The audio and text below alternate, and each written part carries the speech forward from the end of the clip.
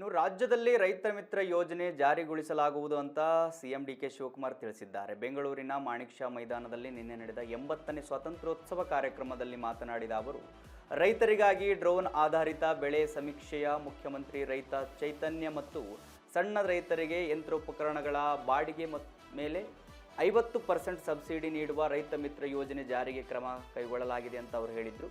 ಇನ್ನು ಎತ್ತಿನಹೊಳೆ ಯೋಜನೆಯ ಮೊದಲ ಹಂತ ಹಾಗೂ 16,000 ಕೋಟಿ ಮೊತ್ತದ ಜಲಸಂಪನ್ಮೂಲ ಯೋಜನೆಗಳು ಚಾಲನೆಯಲ್ಲಿವೆ. ಜೊತೆಗೆ SC/ST ಹಿಂದುಳಿದ ಹಾಗೂ ಅಲ್ಪಸಂಖ್ಯಾತ ಸಮುದಾಯಗಳ ಕಲ್ಯಾಣಕ್ಕೆ ಬೃಹತ್ ಅನುದಾನ ಮೀಸಲಿಡಲಾಗಿದೆ ಅಂತ ಮಾಹಿತಿ ನೀಡಿದ್ರು. ಇನ್ನು ಬೆಂಗಳೂರಿಗೆ 1.50 ಲಕ್ಷ ಕೋಟಿ ರೂಪಾಯಿ ಮೂಲಸೌಕರ್ಯ, 26,000 ಕೋಟಿ ರೂಪಾಯಿ ವೆಚ್ಚದ 117 kilometre Bengaluru business corridor, Lalbagh ಮಾದರಿಯ 5 ಬೃಹತ್ ಟ್ರೀ ಪಾರ್ಕ್ಗಳು ಹಾಗೂ 7 ಎಕರೆ ಪುನಶ್ಚೇತನ್ಯ ಕೈಗೆತ್ತಿಕೊಳ್ಳಲಾಗಿದೆ. ದೊಡ್ಡಬಳ್ಳಾಪುರದಲ್ಲಿ 20,000 ಕೋಟಿ ರೂಪಾಯಿ ವೆಚ್ಚದ ಮ್ಯಾನುಫ್ಯಾಕ್ಚರಿಂಗ್ ಕ್ಲಸ್ಟರ್ ಬ್ರ್ಯಾಂಡ್ ಬೆಂಗಳೂರು ಅಡಿ 5 ಜಿಲ್ಲೆಗಳಿಗೆ ಗ್ಲೋಬಲ್ ಟೆಕ್ ಸೆಂಟರ್ಗಳು ಮತ್ತು ರಾಜ್ಯ ಮೋಟಾರು ವಾಹನ ವಿಮಾ ಸಂಸ್ಥೆ ಸ್ಥಾಪಿಸಲಾಗುತ್ತಿದೆ. ರಾಜ್ಯದ ಪ್ರತಿಯೊಂದು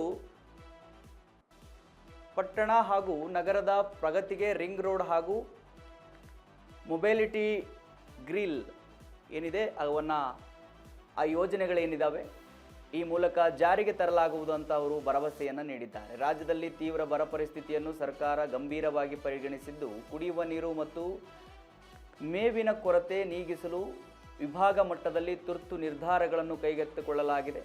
ಬೆಂಗಳೂರಿನ ಅಂತರ್ಜಲ ವೃದ್ಧಿಗೆ ಕೆರೆಗಳ ರಕ್ಷಣೆಯ ಯೋಜನೆ ಜಾರಿಯಲ್ಲಿದೆ. ಇನ್ನು ಹಲವು ಯೋಜನೆಗಳ ಬಗ್ಗೆ, ನೀರಾವರಿ ಯೋಜನೆಗಳ ಕುರಿತು ಅವರು ಮಾತನಾಡಿದರು.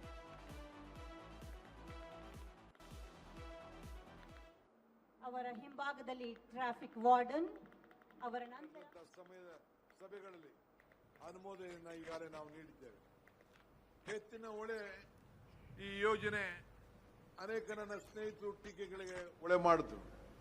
ಆದರೂ ಕೂಡ ಈ ಕುಡಿಯುವ ಎತ್ತಿನಹೊಳೆ ಸಮಗ್ರ ಕುಡಿಯುವ ನೀರಿನ ಯೋಜನೆ ಮೊದಲನೇ ಹಂತ ಮುಗಿದಿದೆ. ಈಗಾಗಲೇ ನವೆಂಬರ್ ವೇಳೆಗೆ ತುಮಕೂರು ಜಿಲ್ಲೆಗೆ ತಲುಪಿಸಲು ಈಗಾಗಲೇ ಕಾರ್ಯಕ್ರಮವನ್ನು ನಾವು ರೂಪಿಸಿದ್ದೇವೆ.